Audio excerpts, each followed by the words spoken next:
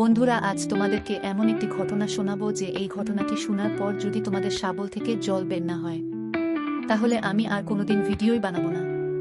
চলো বন্ধুরা, তাহলে শুরু করি। শুরুতেই আমি আমার পরিচয়টা দিয়ে নিই। আমি শিলিগুড়িতে থাকি। আমার বাবা মা আছে। যে ঘটনা বলতে যাচ্ছি সেটা হলো অনেকদিন আগে আমার খালাতো বোনের বাসায় বেড়াতে গিয়ে ঘটেছিল। এই ঘটনাটি আজকে বলবো। এটা কোনো বানানো গল্প নয়, যা বলবো সত্যিই বলবো।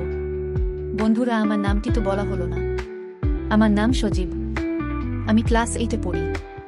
বয়স 16 বছর। হাইট 5 ফিট 6 ইঞ্চি। আমি দেখতে খুবই ফর্সা এবং তবুকে সুন্দর।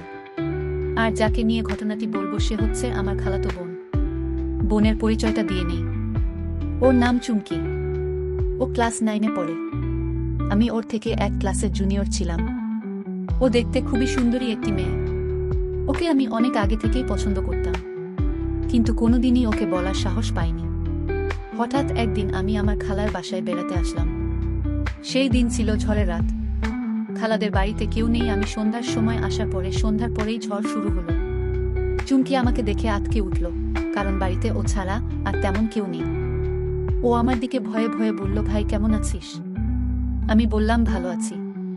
ওকে জিজ্ঞেস করলাম। ও বলল ভালো আছি। যাই হোক, আস্তে আস্তে ওর ভয় কেটে গেল এবং আমাদের গল্প করতে করতে অনেক রাত হয়ে গেল। এরপর আমি ওকে বললাম, আপু, রাতে একা একা থাকতে ভয় পাই। আমি যদি তোমার সাথে থাকি তাহলে কি তোমার কোনো সমস্যা হবে? না রে ভাই, আমার আবার কি সমস্যা হবে? চলো তাহলে শুয়ে পড়ি। ও বলল চল। এরপর আমরা দুজনের শুয়ে পড়লাম। এরপর ও বলল, আয় ভাই, আমরা শুয়ে শুয়ে দুজন গল্প করি। এরপর ও আমাকে জিজ্ঞাসা করল, সজীব, তুই কি কখনো প্রেম করেছিস? আমি বললাম, না রে বোন, আমাকে তো কোনো মেয়ে পছন্দই করে না। আমার একজনকে অনেক পছন্দ হয়, কিন্তু আমি তাকে কোনোদিনও বলতে পারিনি। ও বলল, লজ্জা না পেয়ে তুই আমার কাছে বল। আমি তোর হয়ে সেই মেয়ের কাছে তোর ভালোবাসার কথা বলবো। আমি বললাম, কেন? আমি তোকে বলতে যাব কেন? ও বলল, না মানে তুই লজ্জা পাচ্ছিস সেই জন্যই বললাম। এরপর আমি ওকে বললাম যে আমি একটা কথা বলবো, তুই কিন্তু মাইন্ড করবি না। আরে তুই তো আমার ছোটবেলার বন্ধু, বলে ফেলো। খালাতো ভাই হইছস তাতে কি? তোর সাথে তো আমি সবসময় বন্ধুর মতোই থাকি। আচ্ছা আপু, তাহলে আমি সাহস করেই তোকে বলতেছি। আসলে তোকে না আমি অনেক মিস করি রে। তোকে আমার সব সময় মনে পড়ে, কিন্তু তোকে ভালোবাসার কথা আমি কোনোদিনও বলতে পারিনি। এই কথা আগে কেন বলিসনি? আমি তো আগেই রাজি হয়ে যেতাম।